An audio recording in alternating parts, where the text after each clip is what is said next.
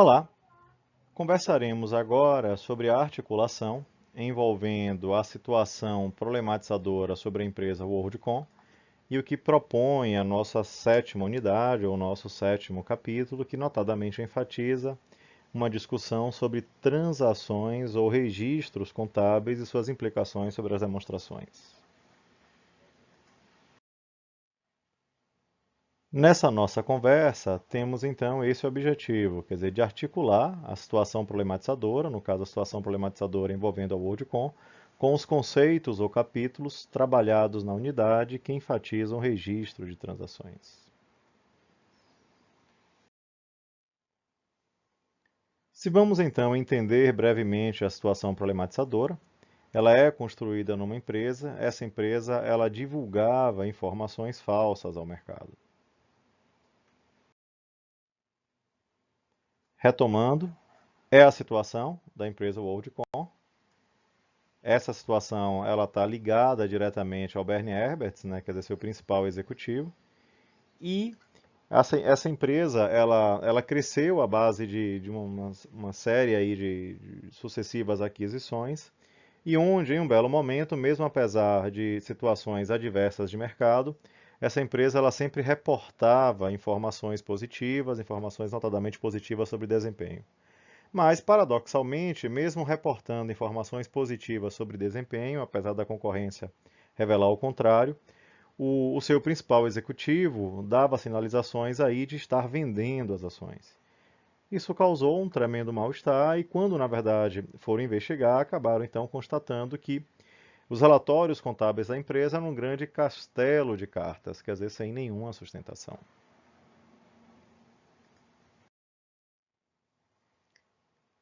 Quando vamos articular a situação com os objetivos pedagógicos propostos nesse nosso sétimo capítulo, unidade, aí precisamos então entender a situação a partir do olhar daquilo que de fato permite elaborar e apresentar as demonstrações, que é o apropriado registro das transações contábeis.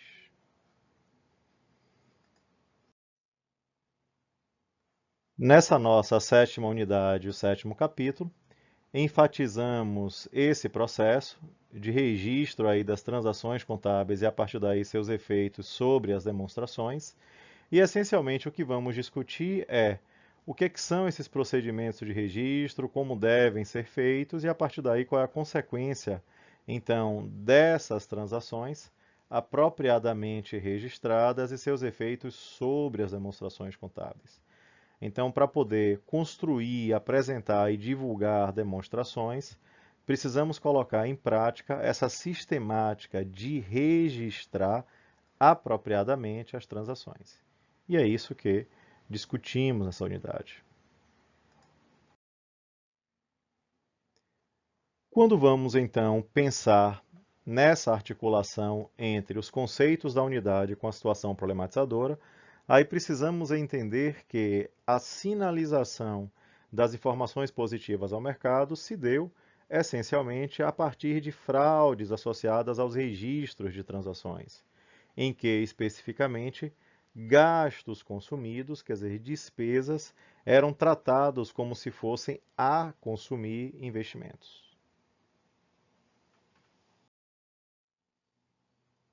Charges divulgada pela mídia e chamam justamente a atenção disso. Quer dizer, uma sinalização, né, por exemplo, aqui no aviso, né, que estávamos a uma grande altitude, quando na verdade, o avião já estava raspando o chão. Quer dizer, uma sinalização bastante equivocada das demonstrações contábeis em relação à situação objetiva da empresa. Em outra charge, a empresa, na verdade, conduzindo por meio aí das suas informações fraudadas os acionistas, na verdade, para a armadilha, né? Quer dizer, para um buraco, e a charge chamando a atenção disso.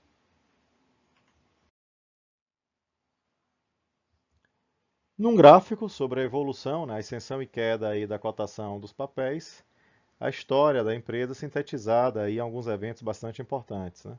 Então, a empresa nasce, quer dizer, com as ações valendo quase nada. A partir daí, o Ebers assume aí o posto de CEO, né, de principal executivo, e a partir daí a empresa ela vem numa ascendente muito forte.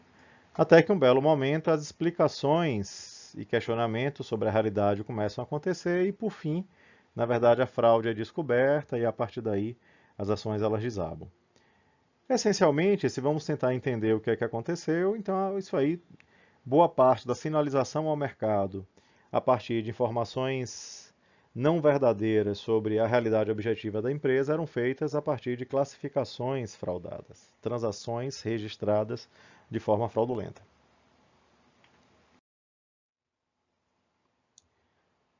Também numa imagem disponível aí na mídia, quer dizer, justamente a principal explicação possível para o que estava acontecendo. Nesse caso, muitos dos gastos operacionais, quer dizer, eram tratados como gastos de capital, ou seja, despesas, gastos incorridos ou consumidos no período eram tratados como investimentos. Logo, quando esse gasto não aparecia na demonstração de resultado, isso aí permitia apresentar um resultado falsificado, né, fraudado, muito maior do que aquele que seria o resultado real. Consequentemente, a empresa teria, na verdade, no seu balanço o registro de ativos fraudados e na sua demonstração de resultado também o registro de resultado fraudado. Isso fazia o mercado entender que a situação dela seria muito melhor do que aquilo que de fato era, quer dizer, por meio aí de relatórios e informações fraudadas, atribuindo então essa perspectiva de uma maior cotação do papel. Essencialmente, de maneira sintética, o que acontecia era exatamente isso, quer dizer, a empresa ela tratava parte dos seus gastos incorridos ou consumidos, suas despesas, na verdade como gasto a consumir, o que não era verdadeiro. Então, no momento que ela fazia isso, no momento que você retira consumo, você tem a possibilidade de apresentar um resultado maior, mas esse resultado ele não é verdadeiro.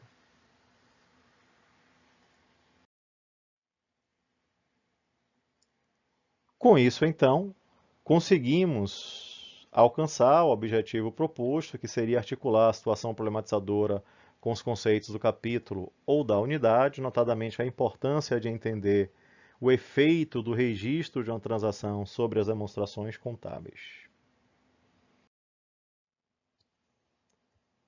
Bons estudos!